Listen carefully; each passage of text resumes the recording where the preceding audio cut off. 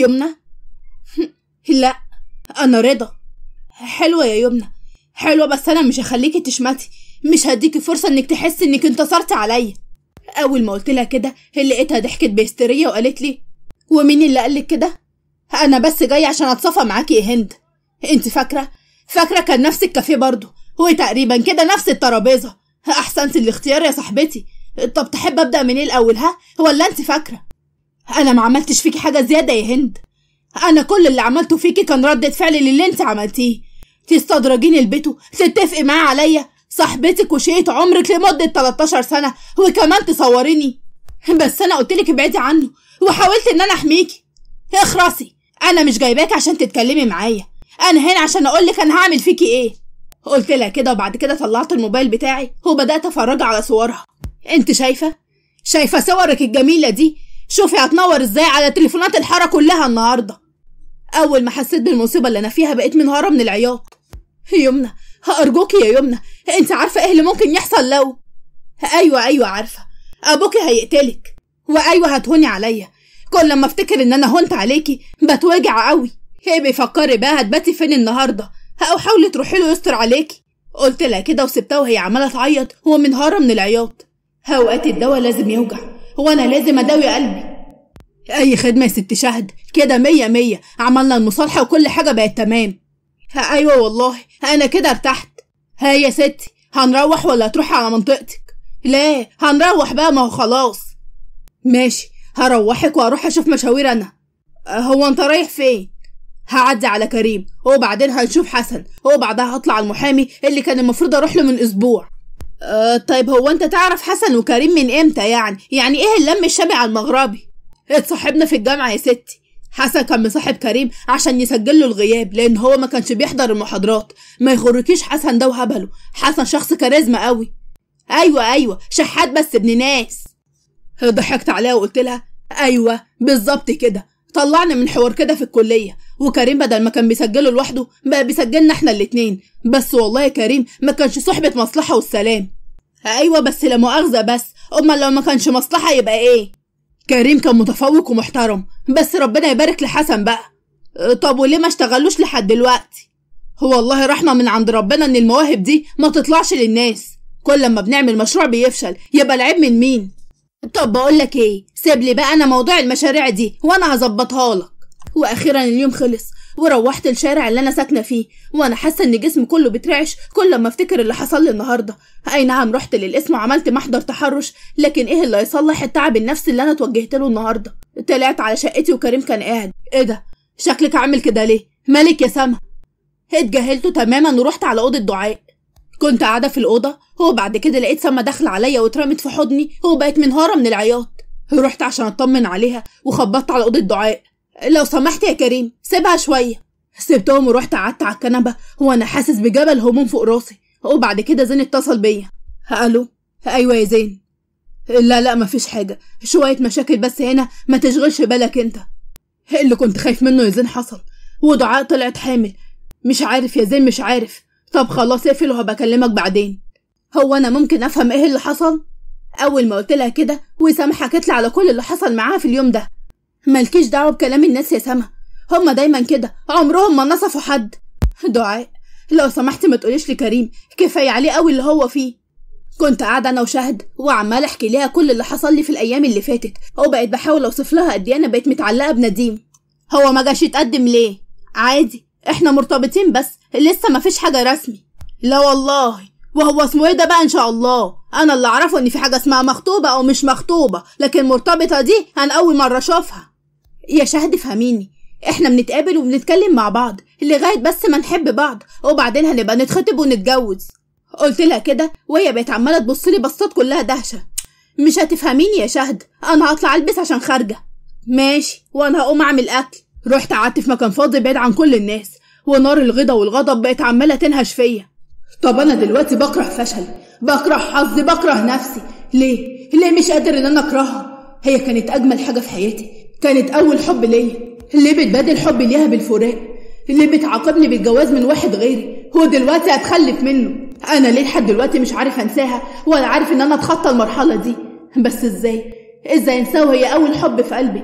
بكل السهوله دي هقدر انساها؟ ده انا لحد دلوقتي فاكر ملامحها، فاكر ضحكتها، فاكر عصبيتها، حتى عياطها. دماغي مش قادرة تنسى اي حاجة عنها.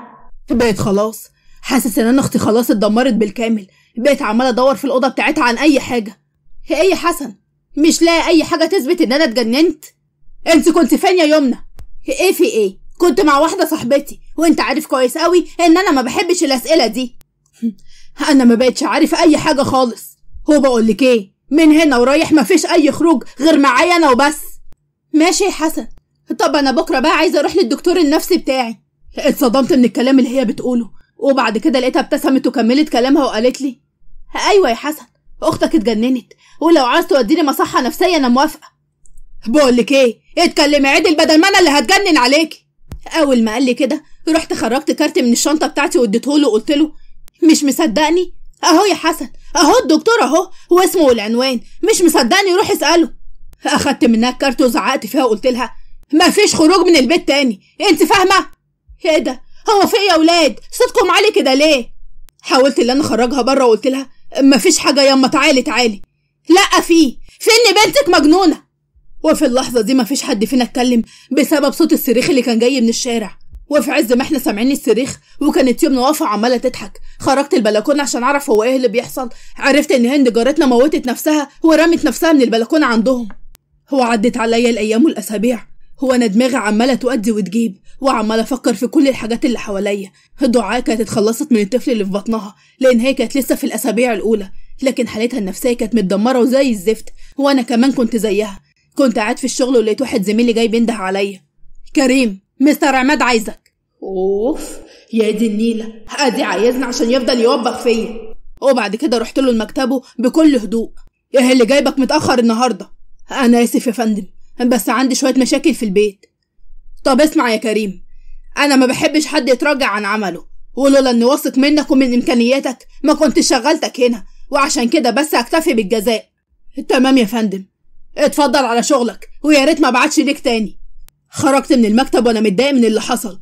طب تمام، مادام فيها جزا بقى يبقى مش مكمل اليوم. وبعد كده سبت الشركة كلها ومشيت. بقيت واقفة في المطبخ وماسكة الكوارع وبحاول ان انا اطبخها، ومرة واحدة لقيت زينة عمالة تصوت. ايه ده؟ ايه الريحة دي يا شهد؟ ايه في ايه؟ دي ريحة الكوارع. تعالي يا زينة ساعديني. بقيت حاسة ان انا واقفة وعايزة اجيب كل اللي في معدتي بسبب اللي انا شايفاه قدامي ده. هو ايه ده؟ هو ده الاكل اللي انت هتاكله لنا النهارده؟ ايوه امال، ده شويه كوارع وفته ورز وممبار، انما ايه ما اقولكيش يستاهلوا حنكي. ايه ده؟ يعني انت هتاكلي النديم الاكل ده؟ او ماله، خليه يرم عظمه كده، ده حتى حاجه حرشه تظبط المعده بدل القرف اللي احنا بناكله كل يوم ده. لا بجد حرام كده، ده انا كنت عامله النهارده فري. استبر انت بس عليا وانا هاكلك اكل احسن من السوشو اللي انت بتاكليه ده. بقيت واقفه مكاني وحاسه ان الدنيا بتلف بيا بسبب الريحه دي. رحت طلعت اجري بره المطبخ. بقيت قاعد في محل العطاره بتاعه وافتكرت يمنى اللي اتحسنت جامد وبقت بني ادمه طبيعيه مش بتعاني من اي مرض نفسي. وبعد كده افتكرت كلام الدكتور بتاعها لما رحت وقابلته. اسمع يا استاذ حسن، يمنى عانت من فتره اكتئاب كبيره، وممكن لفتره هتلاقيها طبيعيه وعاديه، بس اللي عايزه اقوله لك ان يمنى بقت خطر على نفسها وعلى كل اللي حواليها. طب يا دكتور، انا عرفت ان هي كانت بتجيلك، يعني هي ما قالتش اي حاجه ليك؟ او ما اقدرش اقول لك اي حاجه، دي اسرار مرضى. ايوه بس دي اختي، ايه الاسرار في كده يعني؟ ماليش علاقه، دي اسرار مرضى عندي وما ينفعش ان انا اخرجها حتى لو كنت انت مين.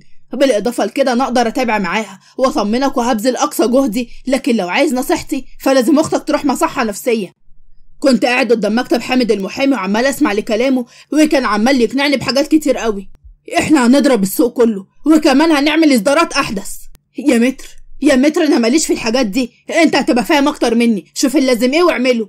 اول ما قال لي كده اتبسطت جدا، اخيرا الكرة جت في ملعبي. رحت رديت عليه بسرعه وقلت له كده يبقى انت لازم تعملي توكيل عشان اعرف ادير الامور دي. طب تمام ماشي مفيش مشكله. رحت مطلع الاوراق بسرعه عشان زين يمضي عليها، وفي اللحظه دي جاله تليفون من اخته زينه، كلمها في التليفون وهو بيمضي على الاوراق بكل بساطه. اما بقى عند دعاء فكانت قاعده في الاوضه بتاعتها وحابسه نفسها وماسكه سلسله، والسلسله دي مكتوب فيها اسمها، وكانت حاسه بقد ايه هي كانت غبيه لما جالها فرصتها لحد عندها. وللاسف هي سقطت في الاختبار، غمضت عينيها وبدات تفتكر ذكرياتها الورديه. يا ستي اعطفي عليا حتى، طب اقولك خلاص اعتبريني عيل من اللي انت بتدرسي لهم. يا زين هي زين قلتلك 100 مرة انت اخويا الصغير. اول ما قالت لي الكلمة دي اتضايقت قوي، انا اصلا بكره كلمة اخويا دي تطلع من دعاء. رحت رديت عليها وقلت لها لا والله. طيب يا اختي يا كبيرة انت اكبر مني بكام؟ ب8 شهور و15 يوم، يعني كلهم على بعضهم 255 يوم و5760 ساعة. خلاص ايه يا شيخة، هو انت حافظة هتنكدي عليا ازاي؟ يا زين صدقني ما ينفعش، تفتكر يعني الناس هتقول عليا ايه؟ دعاء انت عبيطة صح؟ ايه يعني دول 8 شهور بس؟ ايوه بس انا بحسك ابني. اوعي كده، ابنك ايه ان شاء الله؟ انت هرمون الامهات زايد عندك قوي كده ليه؟ خلاص بقى يا زين يا ابني احنا اخوات. طيب قومي يا دعاء روحي، قومي يلا. بقولك ايه، ما تنزلنيش متلهوجة كده تاني. قلت له كده وبعد كده لقيته خرج من جيبه سلسلة وشاور عليها وقال لي كنت جايبها لدعاء حبيبتي وكده، بس يلا بقى دعاء اختي الكبيرة هي اللي هتاخدها. مش عارفة ليه في اللحظة دي اتضايقت قوي من استسلامه للكلمة. رحت ابتسمت له وقلت له شكرا يا زين. ولحد هنا بتكون خلصت حلقتنا، استنوني في حلقة جديدة بأحداث جديدة. وفي نهاية الفيديو ما تنسوش تدعموني بالاشتراك في القناة وتفعيل الجرس على الكل عشان يوصل لكم إشعار بكل قصة جديدة.